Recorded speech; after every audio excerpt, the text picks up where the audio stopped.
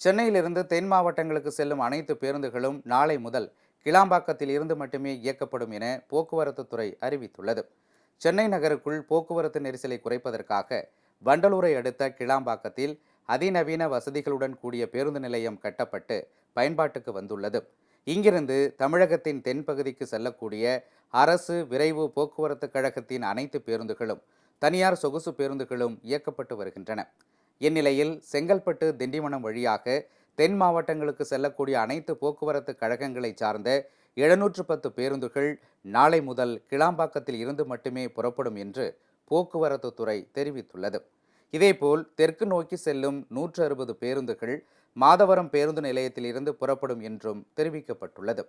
கிழக்கு கடற்கரை சாலை வழியாக செல்லும் பேருந்துகளும் பூவிருந்தவல்லி வழியாக ஓசூர், வேலூர், ஆம்பூர், திருப்பத்தூர் உள்ளிட்ட பகுதிகளுக்கு செல்லும் பேருந்துகளும் வழக்கம்போல் கோயம்பேடு பேருந்து நிலையத்திலிருந்து இயக்கப்படும் என்றும் தெரிவிக்கப்பட்டுள்ளது.